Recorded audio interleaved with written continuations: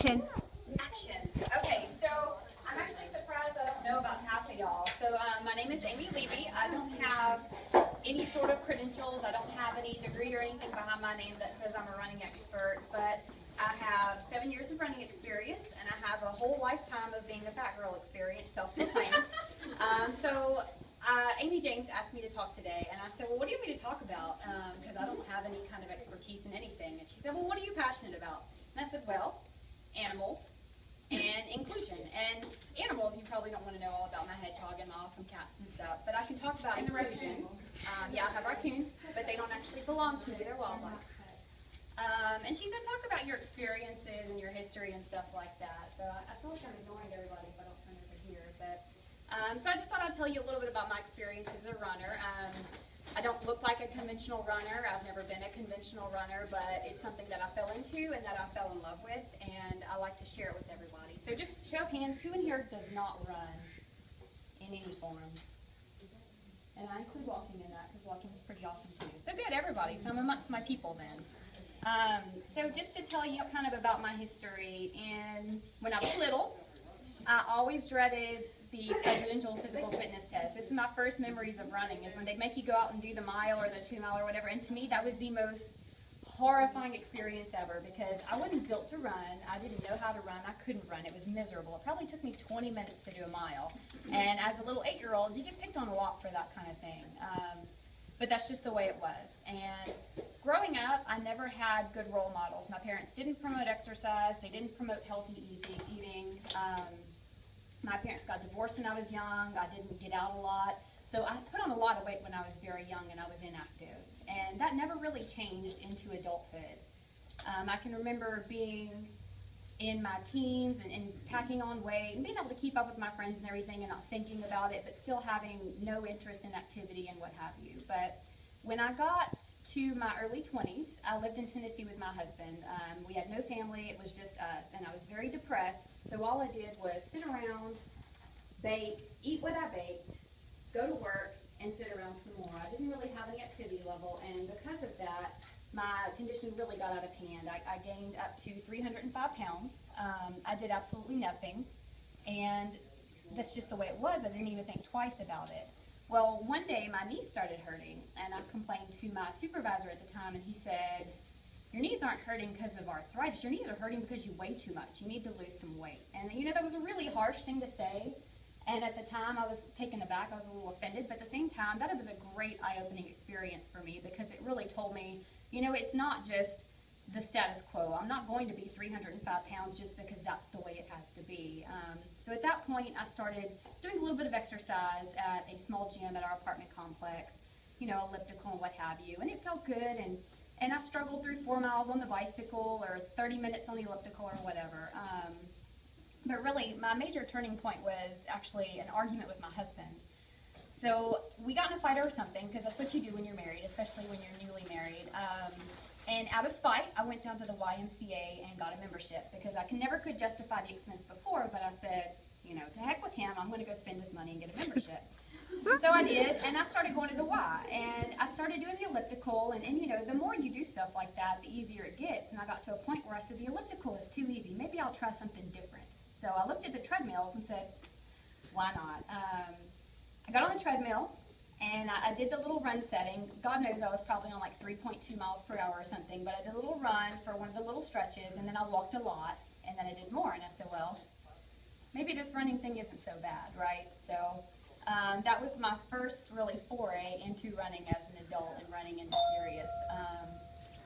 And over the next couple of months, I started getting more into it. On vacation back home, I would go running in the neighborhood, light post to light post, walk about 5 light posts and run another light post. And I started building up into it and getting more interested. And at this point in my life, I found a website called sparkpeople.com.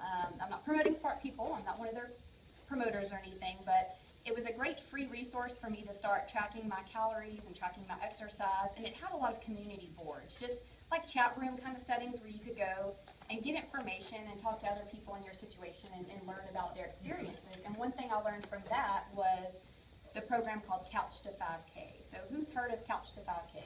I know Morgan has, because Mid-County Run Club is in the middle of theirs. But Couch to 5K was really a life changer for me.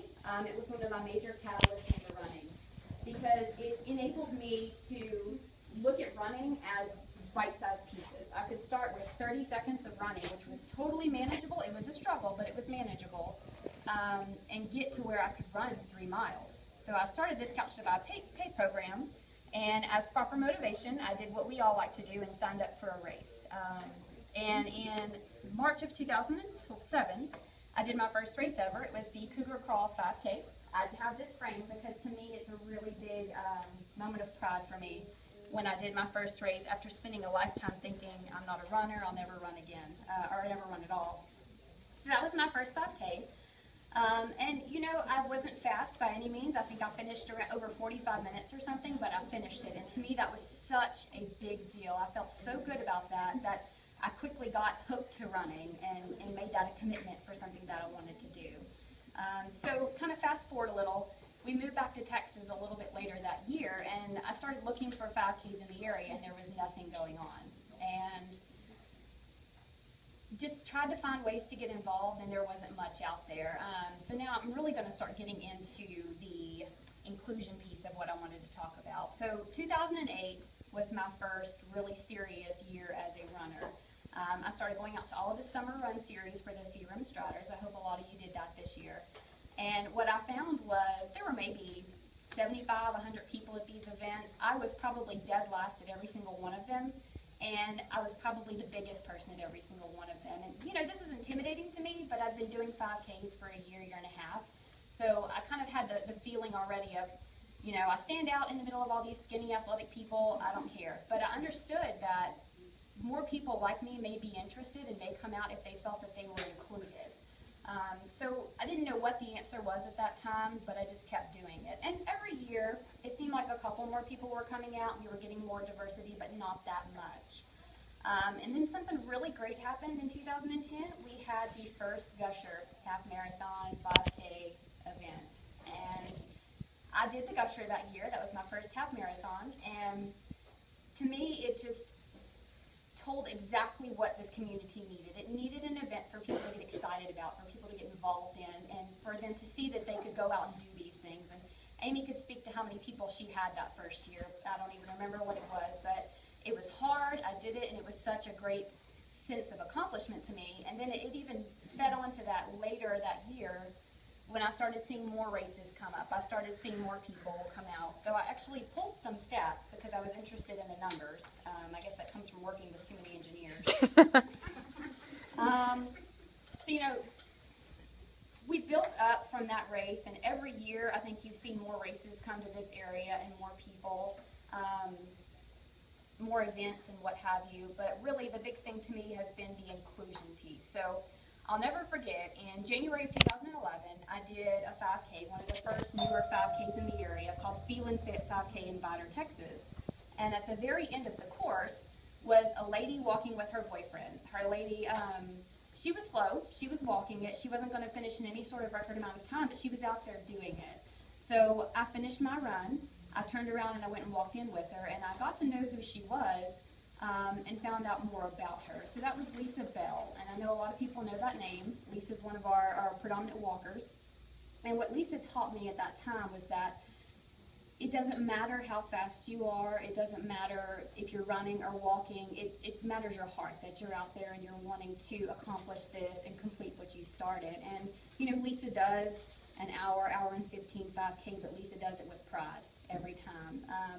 And from that point on, I took it on as my personal mission to make sure that people felt included in the events that I took part of.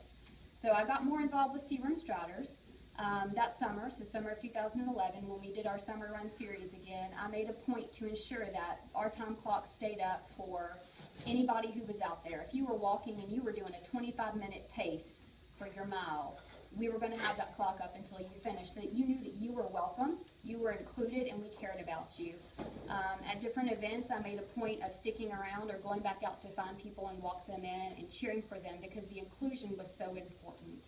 And getting back to my numbers, just an example of where we've gone. Aimee Lieby's going to cry. That never happened. Distracted me, sorry. I looked at a couple things. So I looked at CASA. CASA is one of the bigger 5Ks around us, everybody. Everybody knows CASA. Everybody has a heart for that. In 2008, CASA had about 73 people participate, and their slowest person was 45 minutes. And that's a moderate-paced runner, most likely. In 2013, CASA nearly doubled that number with 137 participants, and their slowest runner was about 57 minutes, which tells me they're probably a walker, which tells me more people are coming out and they're feeling more comfortable.